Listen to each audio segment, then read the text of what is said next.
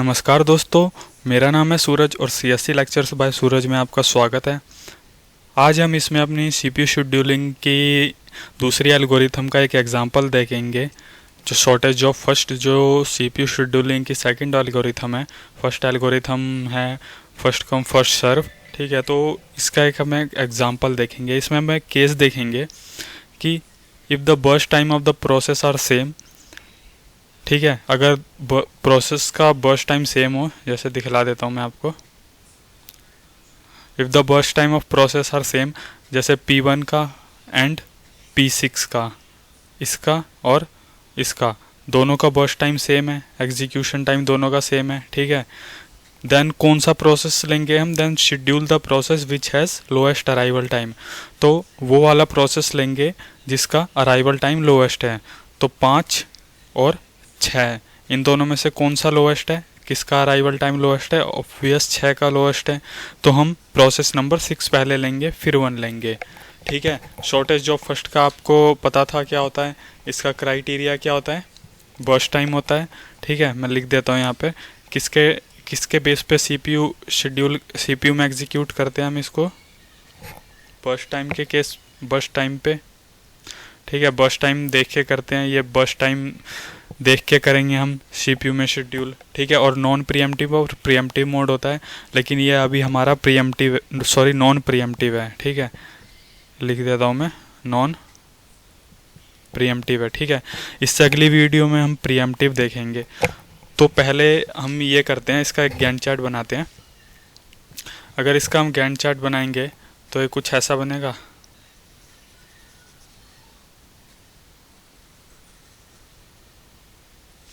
तो सबसे पहले प्रोसेस कौन सा आया है?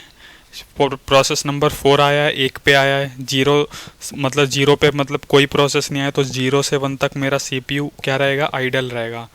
तो मतलब मेरा जो सीपीयू है वो 0 से 1 तक आइडियल रहेगा, मतलब खाली रहेगा। ठीक है, अब 1 पे आया था आपका P4 आया था 1 पे। मैं जो आते जा रहा है उसके आगे गोला बनाते जा रहा हूँ। ठीक है, तो आपका P4 आया 1 पे, कितने टाइम पीरियड के लिए एग्जीक्यूट हुआ? 5 टाइम पीरियड के लिए, मतलब टोटल 6 हो गए। अब 6 टाइम पीरियड तक आपके सारे आ चुके थे। ठीक है, तो अब सबसे कम बर्स्ट टाइम किसका है? इसमें हम शॉर्टेज ऑफ फर्स्ट में हम बर्स्ट टाइम के बेस पे एग्जीक्यूट करते हैं ना, तो सबसे कम बर्स्ट टाइम किसका है? P1 का है और P6 का है। अब दोनों का सेम बर्स्ट टाइम है, तो मैंने आपको बताया था ऊपर, जिसकी क्या होगी? लोएस्ट अराइवल टाइम होगा, उसको लेंगे। लोएस्ट अराइवल टाइम किसका है? P6 का है, तो हम पहले P6 को लेंगे। ओके, तो हमने P6 को लिया। कितने टाइम पीरियड के लिए एग्जीक्यूट है? 1, तो यहाँ पर आ गया 7। अब ऐसे ही हम इसको ले लेंगे, P1 को ले लेंगे। कितने टाइम पीरियड के लिए एग्जीक्यूट होगा? 1, तो 8 हो जाएगा यहाँ पे। ठीक है, अब उसके बाद लोएस्ट बर्स्ट टाइम किसका? एग्जीक्यूशन टाइम P5 का है। ठीक है, 2 है ना P5 का, तो हम P5 लेंगे। कितने टाइम पीरियड के लिए एग्जीक्यूट होगा P5? 2 टाइम पीरियड के लिए, तो 10 हो जाएगा। ठीक है, ये P5 आपका हो जाएगा 10। ओके, अब किसकी बारी आ गई? P2 की बारी आ गई। P2 का 3 है ना बर्स्ट टाइम एग्जीक्यूशन टाइम, तो अब P2 लेंगे। कितने टाइम पीरियड के लिए एग्जीक्यूट होगा? 3, मतलब 13। तो P2 मतलब ये 13 टाइम पीरियड के लिए, हाँ, तो मतलब P2 ये 13 टाइम पीरियड के लिए एग्जीक्यूट होगा। अब कौन सा बचा आपका?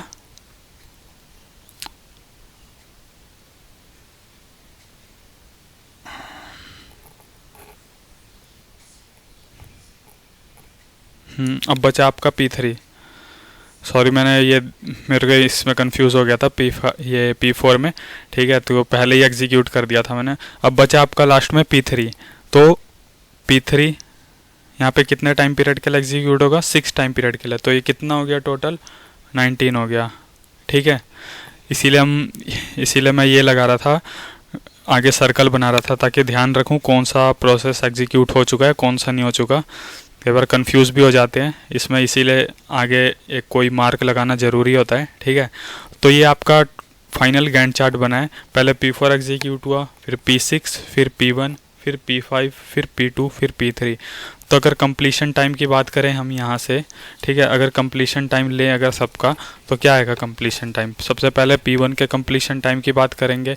P1 का कंप्लीशन टाइम क्या है? 8 है यहाँ पे, ठीक है, तो 8। P2 का क्या है कंप्लीशन टाइम?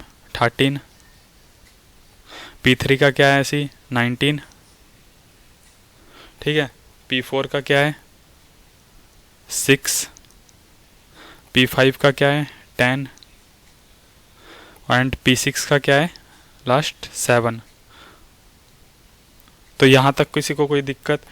अब टर्न अराउंड टाइम निकालते हैं हम अपना। टर्न अराउंड टाइम क्या होता है मैंने आपको बताया था, completion time minus arrival time. तो कंप्लीशन टाइम क्या है P1 का? 8, यहाँ से देख सकते हैं 8। अराइवल टाइम क्या है? 6। तो यहाँ से टर्न अराउंड टाइम कितना आ गया? 2, ठीक है। इतना समझ आया? ओके। सेकंड P2 की बात करें तो इसका कितना आएगा? 13 माइनस 3, 10। P3 की बात करें तो इसका कितना आएगा? 15। ओके, ऐसे ही इसका आएगा 5, इसका आएगा 8, इसका आएगा 2। ओके, अगर वेटिंग टाइम की बात करें, वेटिंग टाइम निकाले तो वेटिंग टाइम का क्या फॉर्मूला बताया था? Turn around time minus burst time. Waiting time का क्या था? Turn around time minus burst time, ठीक है। तो टर्न अराउंड टाइम कितना है P1 के लिए? 2 माइनस बर्स्ट टाइम कितना है? 1, तो 1 इसका वेटिंग टाइम आ जाएगा। ऐसे इसका आएगा 7, ऐसे P3 का आएगा 15 माइनस 6, 9। ऐसे इसका आएगा 5 माइनस 5, 0। ऐसे P5 का आएगा 6, ऐसे P6 का आएगा 1। तो अगर आप इसमें देखें, ऐसे भी समझा दे रहा हूँ मैं आपको, अगर P5 में देखें तो P5 कब आया था? अराइवल टाइम मतलब 2 पे आ गया था, लेकिन इसको CPU कब एलोकेट हुआ? 8 पे हुआ। तो 8 माइनस 2, 6 उसका वेटिंग टाइम है। 6 टाइम पीरियड के लिए उसको वेट करना पड़ा। तो अगर मैं यहाँ से एवरेज वेटिंग टाइम निकालूँ, एवरेज वेटिंग टाइम क्या हो जाएगा मेरा? ये कितना हो गया? 17, हाँ, ये हो गया आपका 24। प्रोसेस कितने आपके? 6। तो एवरेज वेटिंग टाइम आपका आ जाएगा 4।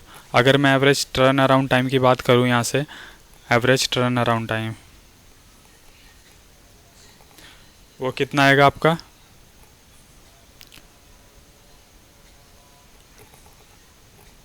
42। कितने नंबर ऑफ प्रोसेस हैं? 6। तो यहाँ से आपका एवरेज टर्न अराउंड टाइम आ जाएगा 7। ओके, तो होप आपको ये वीडियो समझ आई होगी। मेरा मेन मकसद वीडियो के लिए ये था कि आपको ये पॉइंट क्लियर कराना। अगर दोनों प्रोसेस का सेम बर्स्ट टाइम हो तो पहले किसे एग्जीक्यूट करेंगे, ठीक है। तो धन्यवाद, मिलते हैं अगली वीडियो में। अगली वीडियो में हम प्रीएम्प्टिव शेड्यूलिंग स्टार्ट करेंगे शॉर्टेस्ट जॉब फर्स्ट का, ठीक है। इस ये वाला हमारा नॉन प्रीएम्प्टिव था। तो धन्यवाद।